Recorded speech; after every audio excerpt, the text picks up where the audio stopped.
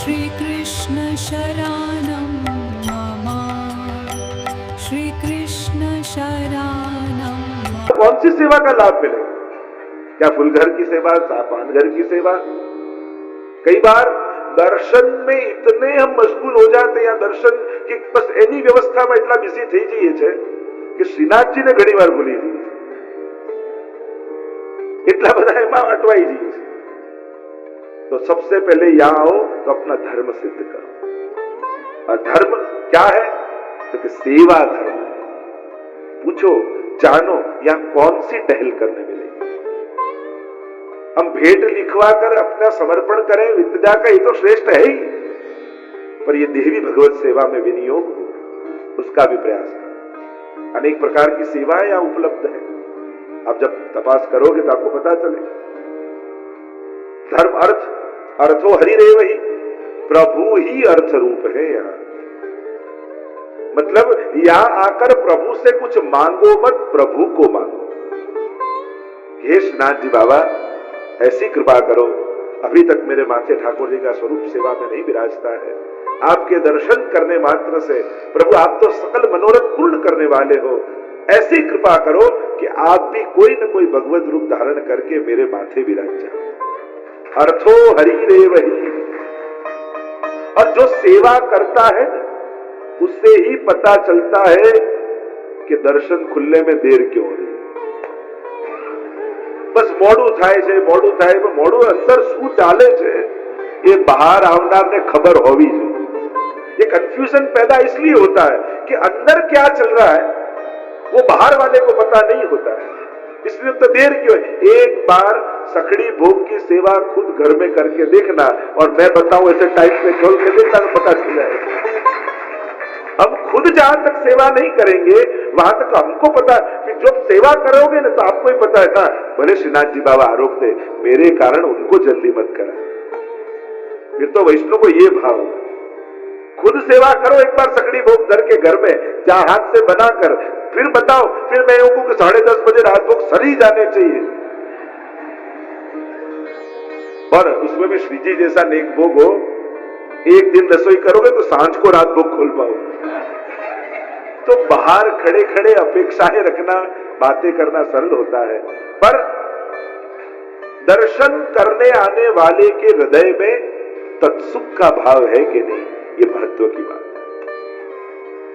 कहीं हमारे कारण हम श्री जी को तो जल्दी नहीं करा रहे। हाँ, या तो प्रयास सतत रहता ही है कि लोगों को लाभ मिले, ये दृष्टिकोण तो है ही। घણા ને એમ થાય કે બસ જાણે અંદર કઈ જ નથી, બધા ખાલી મોડું થાય છે। अंदर कितनी प्रकार की सेवाएं होती है, कैसा क्रम होता है श्री जी का। अरे कदाच ना हो तो श्रीनाथ जी ने सेवा क्रम की पुस्तक वांची जो तो खबर पड़ी जाए। तो जब भी कहीं भी दर्शन करने जाओ, एक मन में हमेशा विचार के जाओ, आप वहां जाओ तो आपके कारण प्रभु को श्रम न पड़े, प्रभु को जल्दी करना न पड़े। बाकी तो આપણે તો આરતીમાં ગઈ, આરતી શ્રીનાથજીની મંગળા કરી અને ઘન ઘન ઘંટ વાગીને શ્રીનાથજી જાગ્યા, એટલું કહે છે ઉતાવળે ઉતાવળે પ્રભુ को जल्दी करा देते। घंट वाग्या, श्रीनाथ जाग्या, उतावળ કરે। અને શ્રીનાથજી વૈષ્ણવને ઓળખે છે કે આનામાં ધૈર્ય નથી, મારે ઉતાવળ કરવી પડશે, આ રાહ જુએ એમ નથી।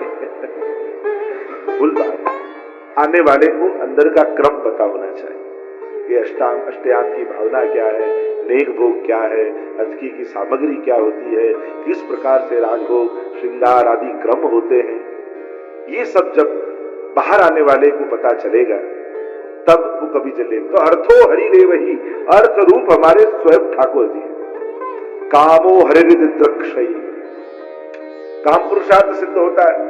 यो होए यहां रहे वहां तक एक भी श्रीनाथ जी की झांकी छोड़े, जल्दी जल्दी उठकर। बाकी तो घरे होए तो 8 वागे हलावी लावी उठाड़વું પડે, પણ શ્રીનાથજી નો જ્યાં બીન વાગે અને એવા વહેલા વહેલા ઉતાવળ કરીને વૈષ્ણવ જાગી જાય। અમારા શ્રીનાથજી બાબા જાગી ગયા। प्रात समय उठी के ब्रज बाला, गावत मंगल गीत रसाला, कर श्रृंगार मथनिया धोवे, अपनो अपनो दयो बिलोवे, कछुक मनोरथ के पकवान, थार संजोवती सुंदर बान।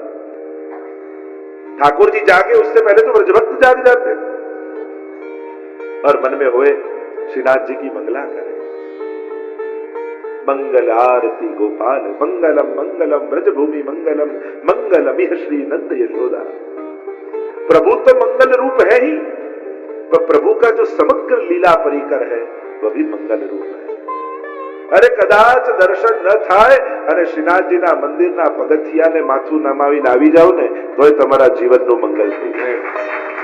ऐसे मंगल रूप प्रभु। हमारे यहाँ तो पूरे मंदिर की भी भावना बताई गई। मंगल रूप निधान सांवरो मंगल रूप। जीवन में जो मंगल चाहते हो अपना, एक ही स्थान है मंगल का, वह है श्री जी के चरण।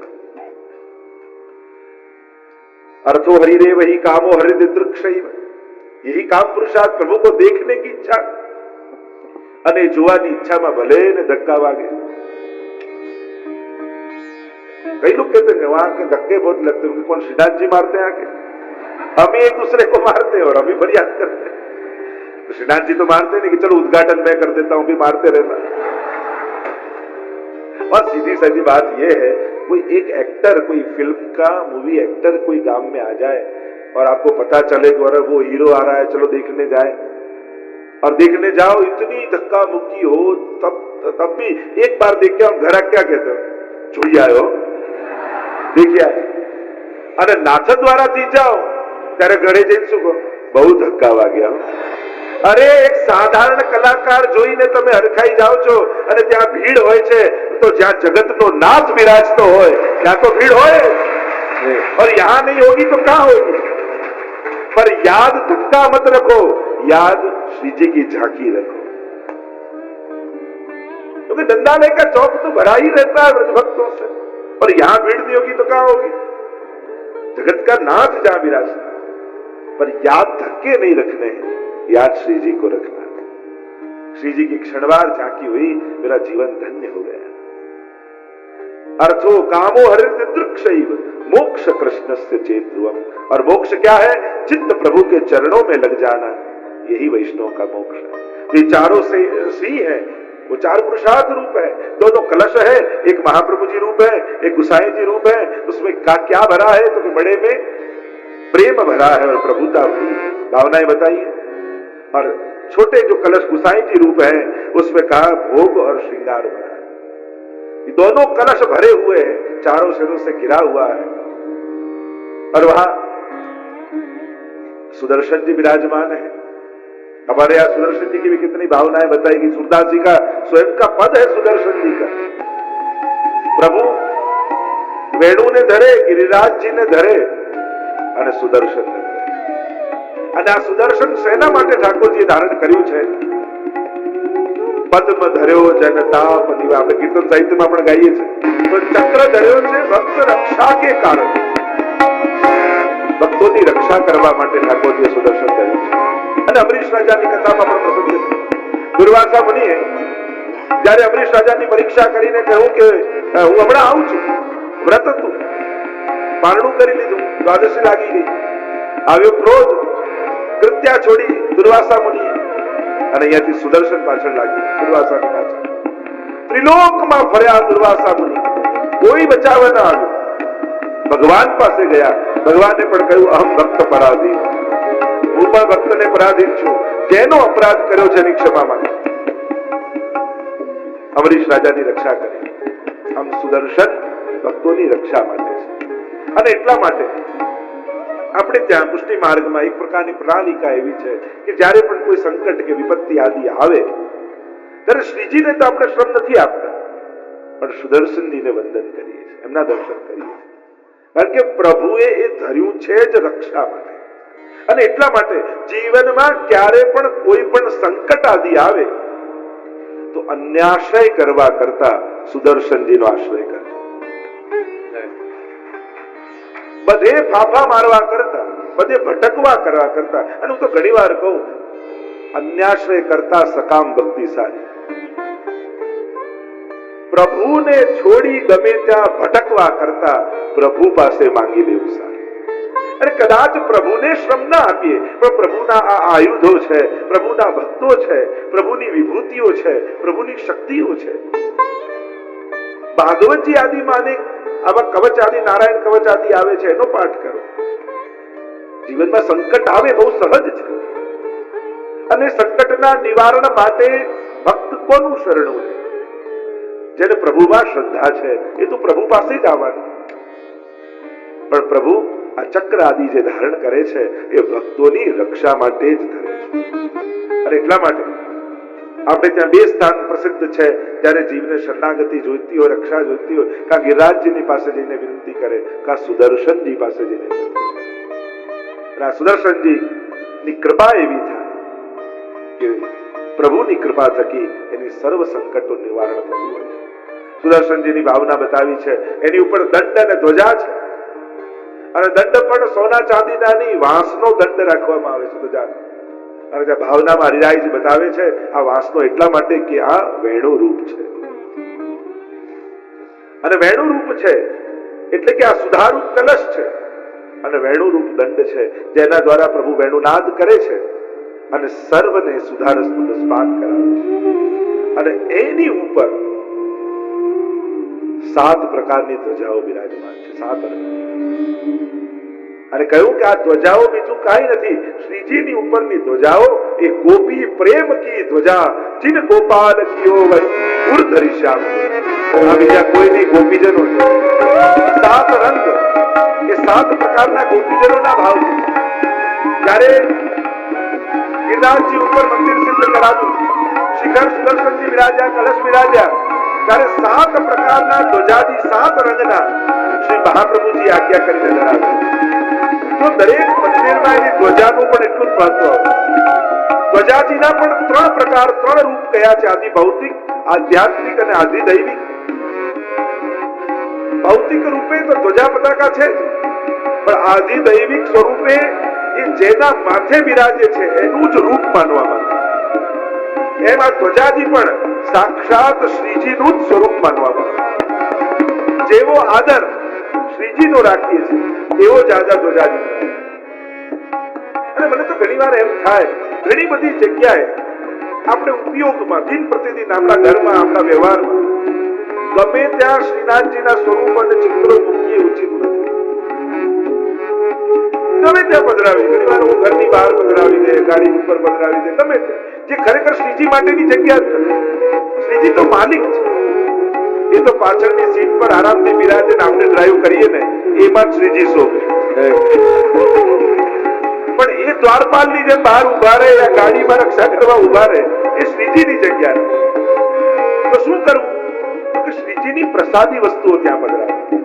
જેમ પ્રસાદી ધ્વજાજી અહીંયાથી મળે, કોઈ પ્રસાદી મહારાજી મળે, પ્રસાદી ઉપરણો મળે, એ બધી જગ્યામાં પ્રભુના પ્રસાદી વસ્તુઓ પધરાવે.